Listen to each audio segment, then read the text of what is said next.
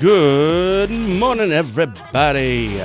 7th Congressional District Representative Tiffany is joining me today, Thursday, September 9th, 2021. I'm Ben Dryden, and you're watching Breakfast with Tiffany. That's a monthly live video podcast with our area representative where we discuss, well, whatever comes up, I guess. It's also an opportunity for you to ask your congressperson questions that you would like the answers to. So feel free to ask a question in the comments, and we will try to get to those towards the end of the show. Congressman Tiffany, Tom, good morning. Good morning, 9/9/21. Oh, uh-oh. You know what? I have an anniversary coming up here. As soon as you said that. Oh, yeah. boy. Yeah, I should, whoops. Or did you miss it? No, the reason is because you said 9/9, and I think we were supposed to get married on 9/9, and then it was 9/16, so that's why it reminded me. Anyway, hey, how are you? Well, write the note down. Yeah, I should, actually. We don't need you in the doghouse again. Yeah, right? I don't understand. I'm always there. Oh, it's ridiculous. Hey, I saw you on Fox something. It was on Fox. I didn't watch it. I don't even think I have that station on our cable, but I saw it on the internet, on the interwebs. Thank you, Al Gore. You were with Tucker Carlson. I think that's his name, Tucker Carlson. That's correct. Yeah, so I saw you on there, and just for my own curiosity, how this works, you were on, and I don't even remember what the topic was that you were talking about, but you basically, it was like 2 minutes, and it was 2 questions, and then that was it. I'm just curious, because, I know how we do these shows. How does that work for you? First of all, do you get a phone call? Do you request to come on? How does that part work? And then the second part of that is, what is that like when it's just a couple of questions and then you're just out? Do you really feel like you get a chance to actually explain anything, or it's like, boy, you got to hurry up here? Yeah, so it has to be a timely news story. And the trip that I made to Fort McCoy nearly 2 weeks ago, that was really catching national attention when we revealed that there was not a thorough vetting process that was going on with the evacuees that were coming into Afghanistan. And so Tucker has been following that issue very carefully, talked about it numerous times, and they said, hey, this may be timely to have this guy on. And, a lot of it is about, it's his show, right? Right. And he's going to do what is best for his show. And, my interest in his dovetailed in regards to that issue, and it was top of mind for the public out there, and certainly a key issue for him. And so it just all kind of comes together. But he's certainly trying to deliver a message when he's doing his show. And when I go on something like that, and it's not true of just Tucker Carlson, it's true of many other talk show hosts. By the way, Tucker has the most widely watched cable talk program in the evening of anyone in America. So he's very popular. But I always just try to keep in mind that, there's a couple points that I want to make. You got to get in and get out and do it real concisely. If you listen to the second answer that I gave, I stumbled a little bit, could have been a little bit more concise. You really got to be on top of your game and give good, concise answers, because it's a different format than like today, what we're doing when we spend a half hour just talking about various issues. Yeah. So do they reach out to you? Is that how it works then? Yeah. They contact us and asked if we wanted to talk about the issue, so yeah. Yeah, because you were a part of that from the very beginning. But do you get called? Obviously Fox is and Tucker Carlson, I'm just assuming, was probably a conservative host. Would that be a fair or accurate assessment? Yeah, generally speaking. Okay. Yes. Do you get calls from, CNN or the ones that would be, generally speaking, considered more of liberal media? Yeah, I haven't gotten any. Okay. I haven't got any calls from CNN or MSNBC, but I've done lots of other media outlets. Actually, the most important stuff that I do in the district is stuff like this, including the radio stations around the district. There's like 5 or 6 radio stations. I do a monthly show on them, varying in length from 5 to 10 minutes up to, a half hour. and sometimes just like what we're doing now, only it's not on video, it's doing it on radio. But I think it's a really good way to communicate with constituents. I think so too. And a reminder, if anybody's watching that has a question for Congressman Tiffany, please put those in the comments. So this morning there was some, I don't know if I want to call it breaking news, because it's like the worst kept secret for the last year in Wisconsin politics, that Rebecca Kleefisch was going to be running for governor. But we got that, I think late last night, but it was embargoed until 7 a.m. this morning, so we published it right at 7 a.m. You obviously in your world, in your circle, you probably knew this was coming even before I did. But it is now official that she is running for governor. So first, what are your thoughts? So she is the first one to officially get into the governor's race to challenge Tony Evers in 2022. She certainly has very good experience, having served as lieutenant governor for 8 years under Governor Walker. They have a great track record to talk about in terms of turning the state around, a state that was $3 billion in debt. Unemployment was almost at 10%. I mean, they really made the tough decisions through those years, working with the legislature, including people like myself, and they turned to Wisconsin around, where the state is budgets in the black, 6 budgets of doing it properly, has really turned around the finances in Wisconsin. It's known as a good state to live and work and recreate, right? And they had a big hand on that. So I think she has a good story to be able to tell. I think what I think is Governor Evers' biggest weakness is safety and security. And I think this is going to play out over the next year or so. And Afghanistan is really hurting Democrats at this point, who have been so weak on public safety. You look at the big cities, they're all run by very liberal mayors and city councils, whether it's Minneapolis, Madison, Seattle, Portland, wherever you want to go, Chicago. And crime is out of control. And people have really caught up with this, that safety and security is a big deal.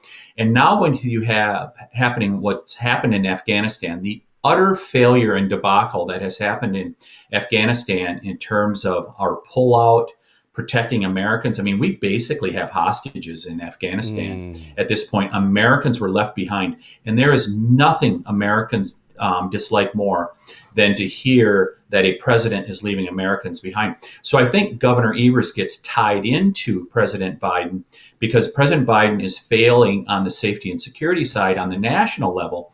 Governor Evers has the same problem at the state level because he allowed the riots to happen in Kenosha. He allowed the riots to happen in Madison when he could have stepped in and said, no, you can protest, but you can't riot. He allowed the riots to go on. And there were a couple people that died in Kenosha as a result of that. And I think that's going to be one of the critical issues and probably the biggest weakness that Governor Evers has going forward. Sure.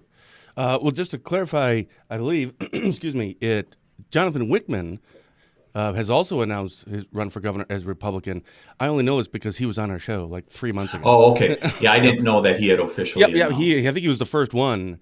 And it was funny, I saw something recently that wasn't Wisp Politics. I can't remember where it was, like a few days ago even, that this host of the show had said that Rebecca Kleefisch is likely to be announcing and this other person is likely, and these are the only 2 candidates. I'm like, but there's literally another one. I'm not saying I don't know how many votes the person's going to get. I don't know how that plays out, but there is another. So you brought up Biden, and I wanted to talk to you about that. But before so there is plenty of time. Ben, I would just say, in yeah. closing on that, there is plenty of time for other people to be able to get in the race. Yeah. But Kleefisch is certainly the presumptive forerunner at this point, especially having been lieutenant governor. And but that doesn't mean that the race is over by any means. Correct. I wanted to ask you about your relationship, actually, with Rebecca Kleefisch, because when she was lieutenant governor, you were in Madison. Were you a representative first, or in the assembly when she was there? So I was or were you in Senate when you? Yeah, I was in the assembly for 2 years, and then after that, I was in the state Senate. Sure. So worked with her extensively and did lots of outreach around the state, various events, stuff like that. Was there with her at numerous events, and she's really a good spokesman for the state of Wisconsin. Always upbeat, positive personality, and people really like that. Somebody that has optimism. I would agree. That's why nobody likes me. I'm just pessimistic all the time. So negative. Where do we want to go from here? You brought up Biden. His approval ratings or his numbers are going down. I think we put up a post recently on our Facebook page that it's the third lowest approval rating at this point in an election for a president since the Truman. I think that's when they started tracking the data, since the Truman era. The only other two to have a lower percentage of approval rating at this point in the presidency was Donald Trump and I can't remember the other person, but it was from like the 60s or 70s or something. What would you attribute that to? Why are his numbers kind of going down? Obviously, this has to be something to do with the Afghanistan situation you were talking about. But is there any other reason that you can see as to why those are going down? So it's all adding up at this point to the public, where they've seen the border chaos just out of control. People know at this point, even if they just watch the mainstream media, it seeps into what they're hearing about the over 1 million people that have come in illegally across our southern border at this point. People do not agree with that. They believe there should be borders, that they should be controlled. Inflation has really reared its ugly head. All you have to do is look at energy prices, groceries, all those things, those consumer goods. They're rising. The prices are rising. I think I brought it up last month in regards to just filled up my propane tank. And there's about a third of people in the 7th Congressional District that burn propane. Last year at this time, I paid 80 cents a gallon for my summer fill up for propane. Tank was just filled up today. Hold on. Can I guess? Yeah, go ahead. So it's at 80 cents, right? And a year ago. Okay, so I don't know anything about propane except what it is. How about the year before that? Do you remember about what it was the year before that? Around the the year before that, it was under $1 the year before also. During the summer period when the price is normally its lowest, I filled up just today, just looked at the ticket before I came on the show. It was $1.49. So that's the type of stuff that consumers are seeing. So you have inflation that has really reared its ugly head. And now when you add Afghanistan into what has been happening, and people are going, especially when you look at the polling data, a few of the polls that I've looked at, independents are saying, people who self-identify as independent voters, they're really leaving President Biden in droves. And I'm not saying this in a partisan manner at all. All you have to do is look at the polling. They're leaving him in droves. And here's the reason why. Because President Biden made it very clear last year and then at his inauguration, hey, I'm the president for everybody. I am going to govern in a moderate, reasonable fashion, what most independents would say. You're not going to strike out these really, what they would call extreme positions. For example, the enormous budget that is coming forward, the $3.5 trillion, people are just going, hold it. We've just dumped trillions of dollars into COVID relief. We have inflation as a result of that. And now you're going to double down on that. They're just going, hold it. That's not what we signed up for. And you're seeing a lot of those people are having second thoughts about their support for President Biden at this point. So he really is crashing. But leaving our troops behind, when you leave Americans behind, when you leave a war zone, and everybody knows it, Americans do not find that acceptable. No. That is just wrong. And you basically have a hostage situation going on right now. The Taliban this morning okayed a flight out, I believe, of a couple hundred people. About 100 of them were Americans, I think is what the news reports are saying. We had to get the okay from the Taliban to have them be able to exit Afghanistan. That is unacceptable for most Americans because you, in effect, have hostages, American hostages, in Afghanistan. It's a horrible situation. President Biden is really paying the price. But, set the polling aside. It's terrible for America. I mean, that's the worst part about this whole thing.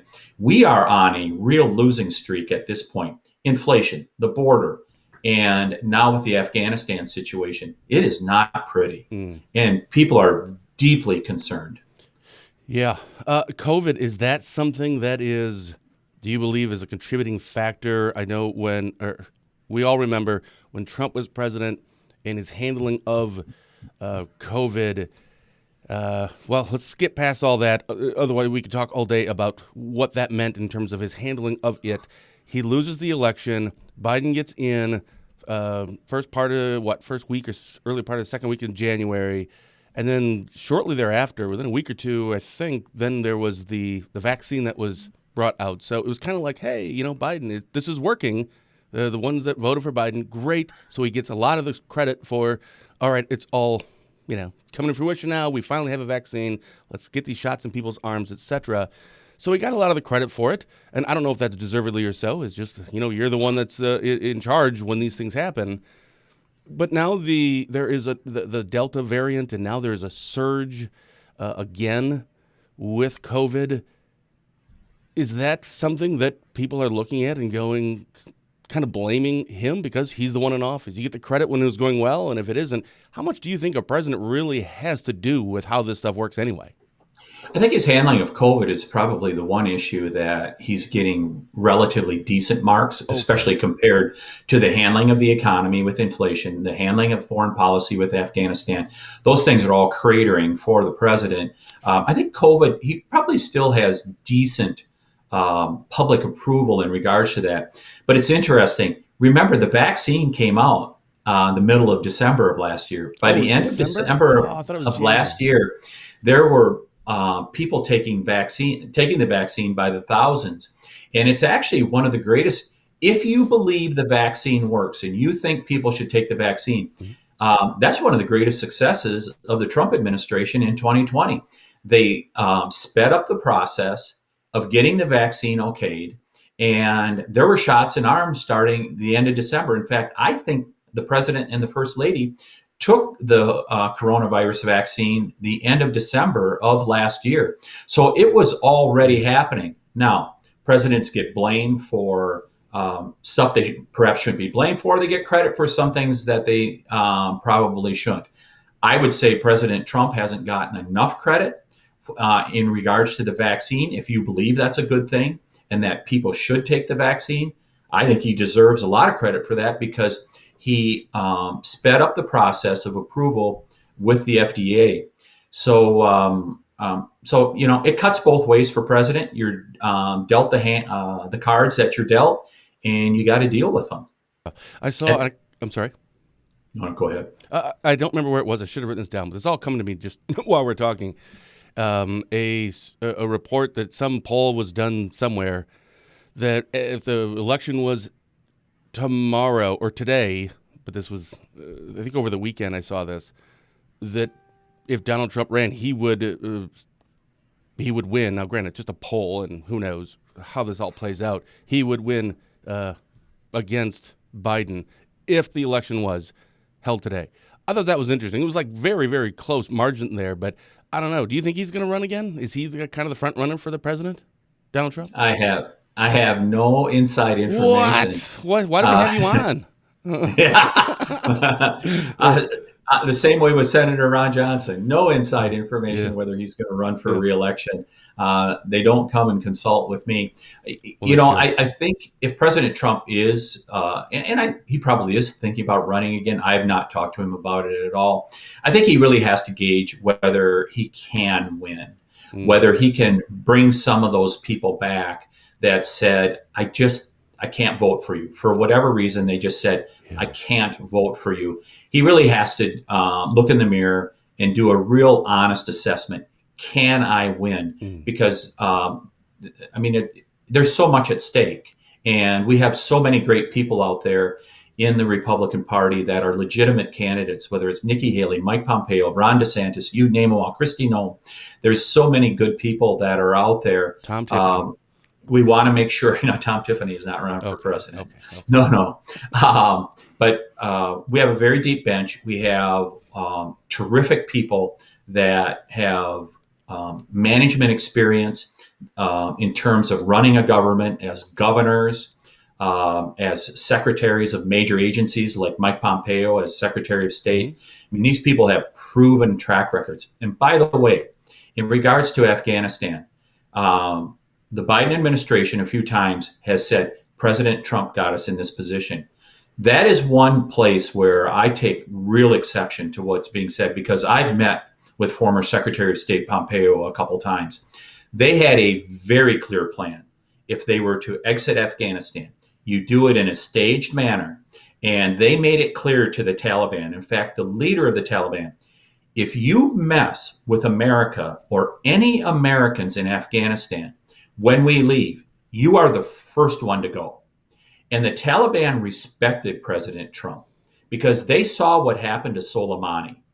When Soleimani was killing Americans from his place in Iran, and he became so bold that he was going to Iraq and places like that and not having proper security with him. And President Trump pulled the trigger saying, you're not going to mess with Americans that way. And he took him out. They knew that President Trump would follow through. There is not the same deterrent with President Biden and his team. They are incredibly soft on American safety and security. You had brought up earlier the $3.5 trillion, I can't remember what it's called. I think I wrote down social policy initiatives and tax hikes, etc. We put up a couple of things on our U.S. or links on a U.S. and World headline links this morning about it. We talked about it last month. So, and someone had sent a question or had a question about that. They put on our Facebook page yesterday. So I wanted to ask you about it. But first, an update. Where are we on this $3.5 trillion spending thing? So when I get done speaking with you, us in the Natural Resources Committee, we're going to be doing something called a markup, which is taking a piece of legislation, in this case, the $3.5 trillion budget bill that they want to do via reconciliation, they being, of course, the Democrats. And we have a portion of it in Natural Resources. We'll be voting on that. Other committees are doing the same thing at this point, but it's very clear that the $3.5 trillion is dead on arrival. Senator Joe Manchin has made it clear that he's not going there. He said, let's hit the pause. And, just politically, I'm a little bit surprised that Democrats are moving forward with it at this point because it is toxic. Once again, you go back to those independent voters and they're just going, hold it, time out, much like Joe Manchin, hit the pause button here. Yeah.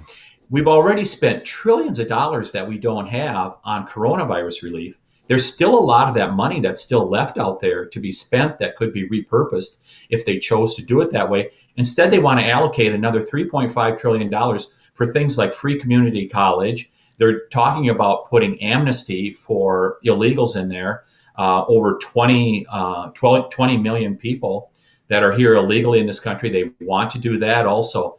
I mean, it is contrary to what 70% of the public believes in America, yet they're continuing to push forward. And it will be really interesting to see what happens here as we go forward. I believe Senator Manchin put a stop to the $3.5 trillion when he said, let's hit the pause button here. But there's a real internal war going on in the Democrat Party in regards to this. The progressives, socialists, the Bernie Sanders wing of the party, which includes, AOC, Representative Omar from Minneapolis, those people, they are apoplectic. They are angry beyond belief that anybody would talk about not spending that $3.5 trillion because their goal is to transform America. Socialism has never worked wherever it's been used in the world, but they're telling us, yes, socialism will work. This is, if we implement these bills, if we pass them, implement them along with some of the other stuff that's being proposed by the Democrat leadership out in Congress, you will have a Western European type socialist government here in the United States where it's basically cradle to grave, and it really takes away the incentive for people to work, take risks, to be entrepreneurial, all those great things that America has always been about, freedom and opportunity. It will take a lot of that away from the American people. Well, before you gut it and before you redo that whole bill and all that stuff, I read that they were looking at wanting to add or to increase or extend Biden's $300 child tax credit for families, which George and I get. Which we didn't sign up for it, we just get it. I'm not sending the money back, so that's nice. So pass that because that's just we can buy forward or something. I don't. And also get the school loans taken care of. Throw that in. Now, get those done, and then, everything else can just go away, and then we can get back to being fiscally conservatives and all that stuff. But if you can get those two things done, I'd appreciate it.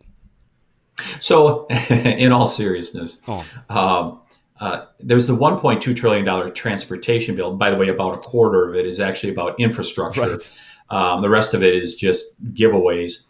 And I expect that to pass. And why would you dump another trillion and a half when there's so much money that's still out there that's available that could be repurposed for various things that are on the wish list? Why would you allocate additional money? And by the way, it is so interesting in Washington, D.C. Boy, do I appreciate the budgeting process in Wisconsin after having been out in D.C. for a little over a year. They say, first, we're going to spend all kinds of money. Then they decide how they're going to spend it. Let's just set a number, 3.5 trillion, and then we'll decide how we're going to spend it. Rather than saying, okay, here's what we have in various agencies that I really think we should fund, and here's about how much money they need. And then you go back and you add it all up and you decide how you're going to do it, much like the family checkbook. That is not how it's done in Washington, D.C. It is absolutely broken, the budgeting process out in Washington, D.C. Speaking of that, we had a question from a Richard on our Facebook page yesterday for our announcement. And if anyone couldn't watch it live, then I asked, put your question in. And I think it was on this topic. So if you could speak to this, and I don't know the accuracy of this, it's just a comment. And again, from Richard, and it was, looks like budget is stalling at $2 trillion difference. With all the emergency relief funds passed under last administration and current $1.5 trillion still unspent, is it unrealistic that normal $4 trillion, wishful less, budget can succeed? So I'm not sure I understand the last part of it.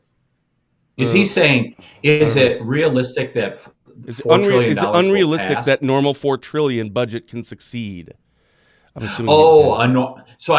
If he's saying, is it a normal budget that spends about $4 trillion? Because remember, so you got 3.5 plus another 1.2 for infrastructure. That takes us almost to $5 trillion. That is more money in two bills than our entire federal government spends in a year.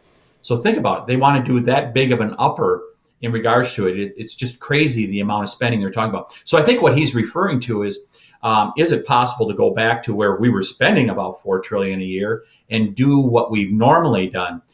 So I think the $1.2 trillion infrastructure, I think that's fait accompli. I think at a minimum they have to get that done, Speaker Pelosi and the president. Otherwise, they're just going to have huge trouble where they're not getting anything done. So I think that probably gets done.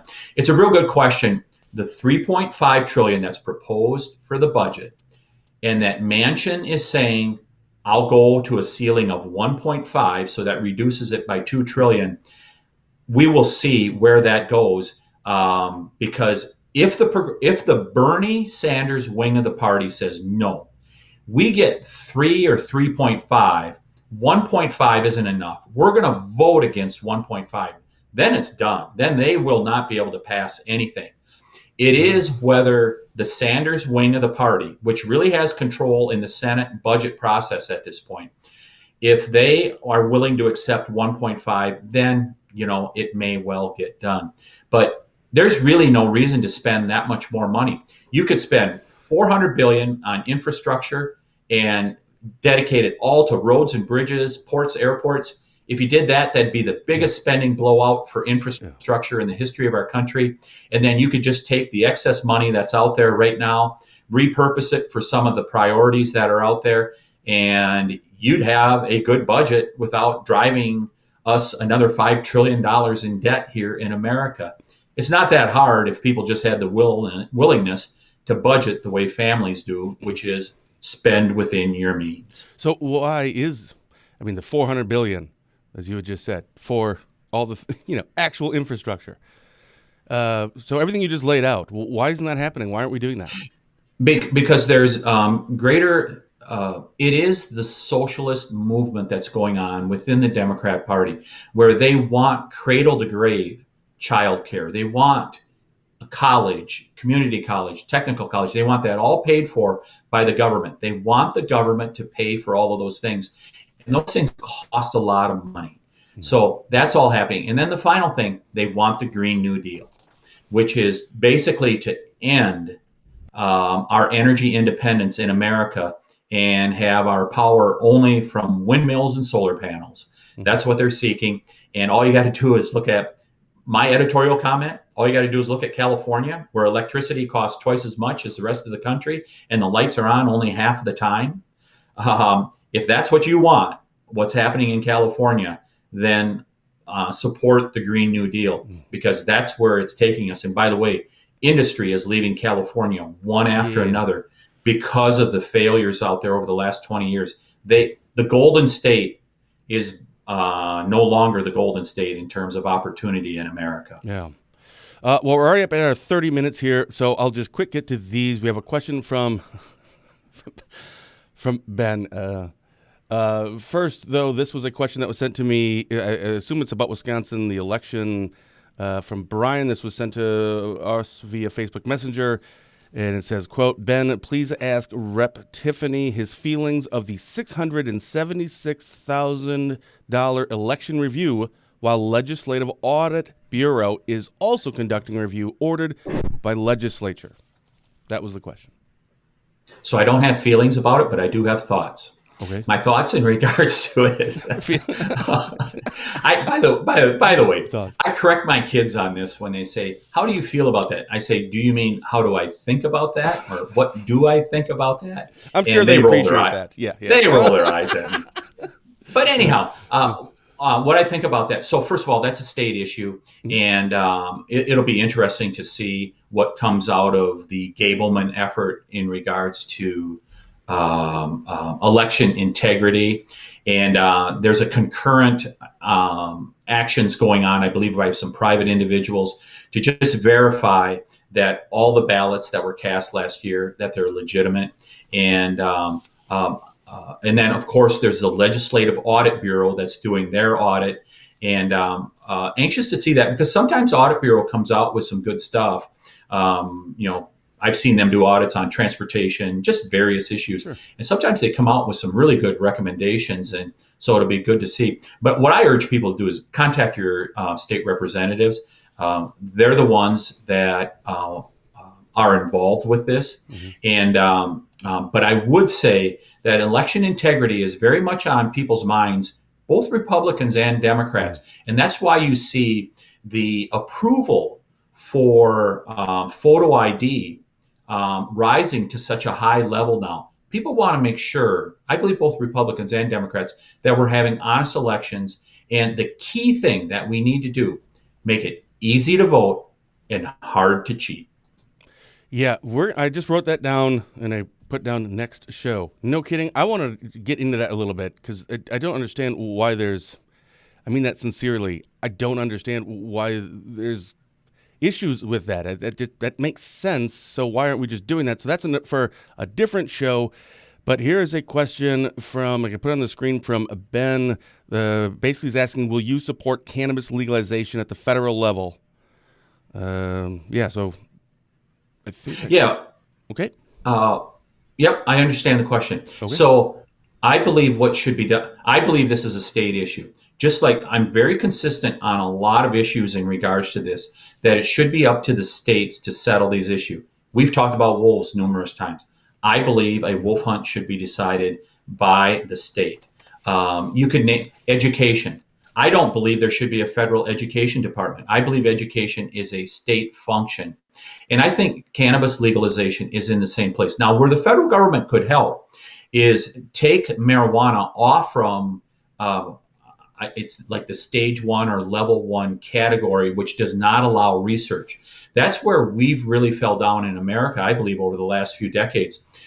Because it's categorized the way it is, there's not been robust research like has been done in some other countries. It would be really helpful to the states if there was better research about the impact of marijuana, especially the impact on the brain, and especially the impact on the brain of young developing brains. And I think some of that research could be done by the federal government. They could work on that some and get information that would be real helpful to the states. But ultimately, it should be up to the states to decide whether they have legalization or not. Got it. What's last words here? What are you up to? Well, we know what you're doing right after the show. That meeting, it's Thursday. Excuse me. Are you going to be back? Every time I go onto your Facebook page, actually, I don't go on it. I always see it in the news feed, or it's from other people that you're at every single event. Now, I mean, you must be going to be bored because you go to everything in the 7th Congressional District. Every parade, everything that's going on up from Ashland over to Polk. I always see photos of you everywhere. Do you have anything planned coming forward, or now summer's pretty much over, so not going to be in the district as much? No, lots of good stuff going on. So first of all, immediately after this show, I'm going to be on natural resources, and we're going to be voting on that markup. And I'm going to have some good amendments to put forth to make sure that we're not spending too much money, and money that's being spent is being spent appropriately, and that we don't jeopardize America's energy independence. That's one of the key goals that I have sitting on the Natural Resources Committee. And then I'm headed directly over to the Logging Congress, which is being held in Escanaba, Michigan. It's alternated each year between Escanaba and Wisconsin, either Green Bay or Oshkosh. Mm-hmm. And it's just a huge industry for us here in Wisconsin, not just northern Wisconsin, all of Wisconsin. And so I'll be over there speaking to the Logging Congress late today. And then there's always lots of stuff that's going on throughout the district. There's more parades coming up this fall. Really looking forward to doing some of those. And certainly a lot of outreach that we're doing also as we go through the next few months. And I'll probably start doing some listening sessions once again this fall because of all the public stuff that I was doing through the summer, whether it's parades, dairy breakfast, stuff like that. Didn't do any listening sessions through the summer, but those will probably come back this fall. And we'll be sure to publicize those so people can attend if they choose to. And I would just say finally, this Afghanistan issue is so huge. And as many people know, I went to Fort McCoy. I'm the one that identified that the Biden administration is circumventing the special immigration visa process. They told us, the Biden administration did, 2 to 3 weeks ago, they said people have to go through this SIV process in order to get into America. It turns out that is not true. Everyone at Fort McCoy has come in via parole, which is an executive authority that they just wave people in. And it's deeply concerning because you have the number one country with the Taliban in charge, exporting terror around the Middle East and around the world. And it would be very easy to embed people in that 134,000 Afghans that are in the United States currently. This is a major national security concern, and these people should be fully vetted. The SIV process in the first 3 months of this year, over 80% of those applying in Afghanistan were rejected, over 80%. And now they're not using the SIV process, which takes sometimes up to a year in order to verify whether a person actually does not have terror ties to terror. And the Biden administration is circumventing that. And that should be concerning for everyone in America, because if just one person comes in that can conduct an act of terror in the United States, it could be dreadful for our country. There has to be a thorough vetting. The Biden administration is not doing it, and I'm going to continue to stay focused on that issue. Do you? My wife asked me this last night, and I don't know how to answer it. I'm like, why are you asking me? So I'm going to ask you. So I'm just punting it to you. I'm kicking the ball. 9/11 in 2 days. Any concerns? I certainly hope not. I hope our intelligence agencies and others are being very vigilant. So hopefully they are. But it concerns me for the future. If you remember, the 9/11 attackers, they were here legally. They were here on legal visas. And that's what so deeply concerns me about this rushed evacuation coming out of Afghanistan. The State Department has admitted, they've said, just get them on the planes. We'll sort the immigration stuff out later. That is a terrible way to run a government, to protect the safety and security of Americans. That's the number one job we have in the federal government, is to protect the safety and security of Americans. And it's deeply concerning that people with ties to terror could be coming through this process without being thoroughly vetted, especially when you see there's a guy that just came through Ramstein Air Force Base the other day. He was found with blasting caps on himself. This was an Afghan evacuee. We've seen child brides coming over. And I believe some of them are at Fort McCoy.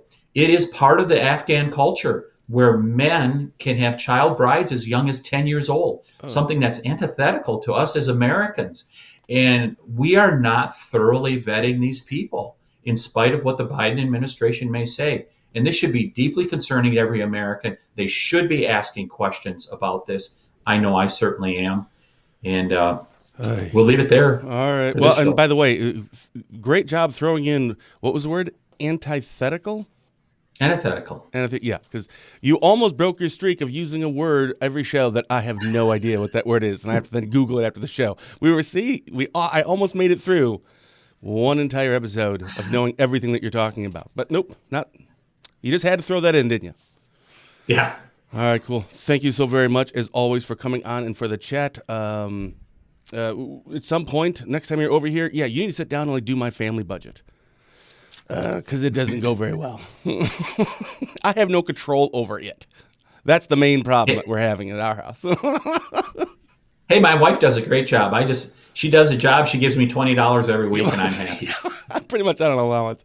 Awesome. Yeah. Thank you so very much, Tom, as always. Good to be here. A special thank you to the 7th Congressional District Representative, Tom Tiffany, for once again making himself available for questions and speaking with us today. I'm Ben Dryden, and you've been watching Breakfast with Tiffany. Join us next month for another exciting episode of our live chats with Tom. Until then, stay safe, stay positive, and as always, have a blessed day.